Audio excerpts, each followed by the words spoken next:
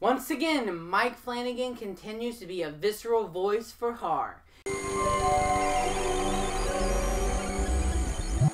In Gerald's Game, Jessie and her husband are trying to spice up their marriage, and one night they decide to get a little kinky and strap Jessie to the bed frames. Unfortunately, her husband has a heart attack and dies, and now Jessie has to fight for survival as she's tied to the bed frame.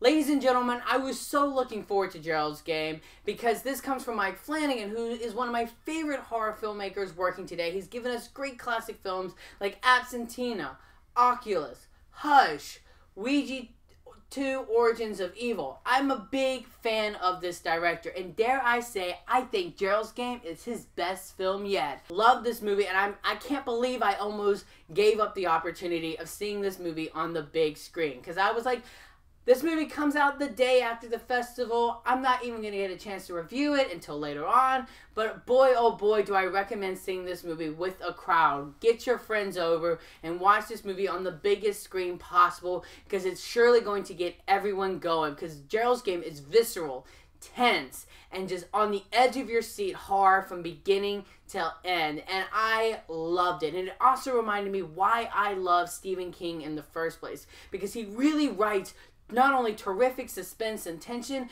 but grounds it in reality and gives you such great characters, and he's not afraid to go dark. I mean, this movie goes dark in some of the aspects of our main girl Jessie's life that make you really root for her and wanting her to get out of this situation, but you also understand how she got herself in it in the first place. And I just thought that this movie was terrific, and that's mainly due to the fact that there's two elements that this movie excels in, and that is, one, its leading performance from Carla. This is the best I've ever seen her. She is terrific in this movie. She's so likable and vulnerable, and she really puts her all into this film. And she even talked about at the Q&A after this movie how for a movie where she barely did any walking, it was one of the most grueling and difficult films she's ever had to shoot, because she's literally in bondage for so long with the film that, you know, it begins to wear on her. And it really shows not only in the film, and I'm sure it showed on set. Also, the other element that really was terrific about this movie is its director, Mike Flanagan. The camera movement, the direction, the cinematography, everything about the pacing of this movie is absolutely spot on. This was actually a passion project of his. He's been wanting to make this movie for years. He loves Gerald's Game, but he also felt like it was an unfilmable book because of one element in this movie. And I think he did the best that he could with that one element. I think some people are going to walk away and be disappointed, but hearing Mike Flanagan talk about crafting that ending and crafting that element of the movie, I can't help but give him the pass for it, because he's just so passionate about this movie, and it's so tense and visceral that I loved it regardless.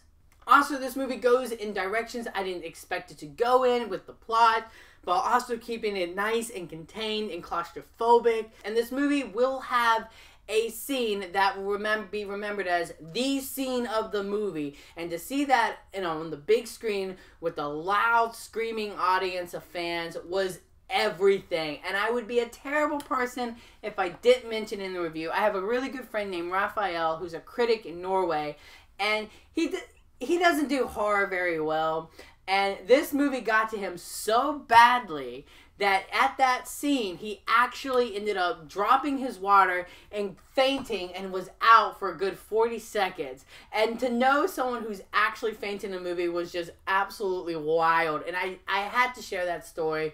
Overall, Gerald's Game is visceral, tense, and proves to us why Mike Flanagan has such a strong voice in horror, and is all anchored by a career high performance from Carla. I love Gerald's Game. It's my favorite film so far from Mike Flanagan, and I can't wait to see what he does next. As the score goes, I'm going to give Gerald's Game a 4.5 out of 5.